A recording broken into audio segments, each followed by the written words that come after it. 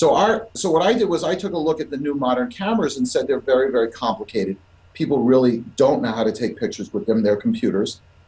Let's create an education-based model which draws people back into the store. Right. That's what happens. So when you run an education program, people will continue to come back to you over and over and over again.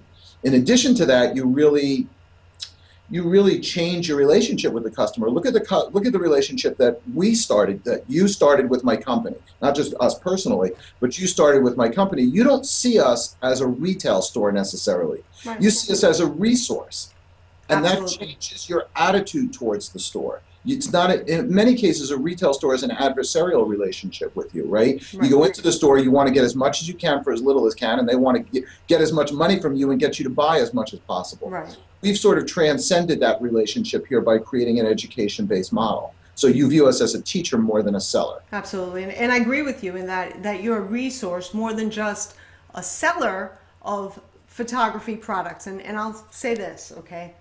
This changed my life, okay? This is my Canon T4i.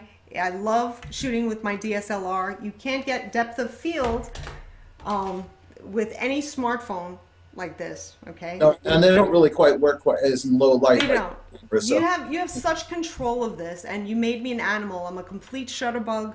I'll say I took a unique university class, and we'll talk about this a little bit more. It was a DSLR introductory course. So it introduced me to the machine, the mechanics. For me, it was like learning how to fly a plane. I had no idea what to do with this. It was very scary, but I knew that I needed to get better at sharing the visuals because I was doing a lot of work on the internet, developing websites and stuff, and I needed great content for a great website, not just, okay pictures that kind of showed what we wanted to say, but I would have control of those photos that made people really want to sink their teeth into that. Absolutely. So, it wasn't just about how to take better photographs, but it was about learning how to use this, and it was so scary to me. So tell me a little bit more about that. So the university program that we have here was really designed for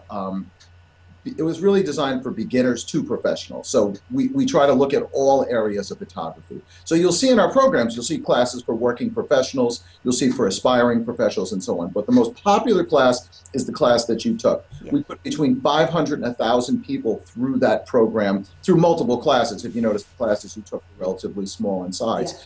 And that program is designed to get the user from just leaving the camera in automatic mode. Right. The camera on the green button. We always say we're going to get you off the green button on the camera, right? Absolutely, that little green button right there. Little green guy there, right? You see, good for you. You see, I see your camera's in manual. It is. Well, I have to give credit, okay, totally. I learned with Mike Downey, Rick Garrity, who are monsters in photography. You hire these professionals that just, teach you from the ground level how to take great shots and to be in control of this. And I never shoot in any automatic modes. I know that I shoot in AV, TV. I actually learned how to shoot with a light meter so that I can actually pop it into manual. Oh, you made me a complete shutterbug, you did. That's right. That's the idea. And you find that the cameras today are really amazing. So if you leave the cameras in automatic, I mean, you can get 70% of your pictures. You can. But there's 30% of the pictures, and those are the ones that usually you want the most, you can't get with the camera in manual, so in automatic. So you have to know how to manipulate the camera, and we teach you that. But if you notice, that course also wasn't just about the sort of the very basic mechanics of the camera. Part of that program was the art of seeing, where we started to talk about how you start to visualize pictures, and how you start to visualize composition. And you've been in other classes here. I mean, you see that we have a whole wide variety of ways of teaching photography. And like you said, we change lives. You leave class, and forever, for the rest of your life, you'll be able to capture the most important memories and business events and things that relate to you better than you ever did before. So that's really a change in life. Absolutely. And I think really that introduction to composition and what actually is the frame of your picture, what story do you want to tell is pretty much what it boils down to.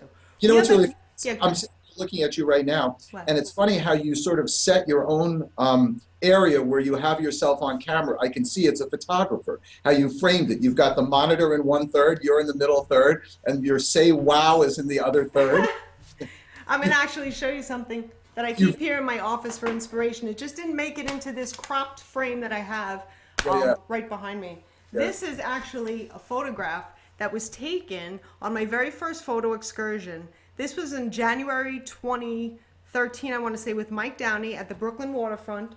Right. Amazing. So I learned how to take a shot like that. That was me. That was like my first photography excursion ever. That's a good shot too. It's ridiculous. And then we took another one, and it just shows you that you can totally, do this yourself. You just have to learn.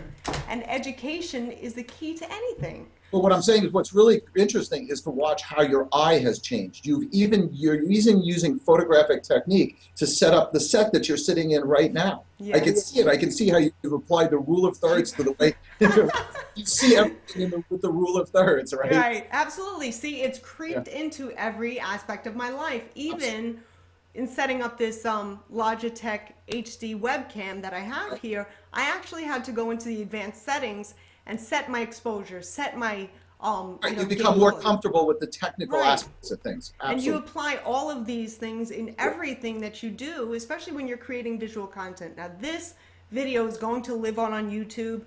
The podcast is going to be available on iTunes. Don't you want to make sure that everything that you produce is great out of the gate? Absolutely, of course, of course. So, and the other thing good that's really cool about photography is that it's fun. It's one of those hobbies or interests or occupations that's actually fun. You're capturing life, you're capturing images, you're capturing people. It's really a fun thing.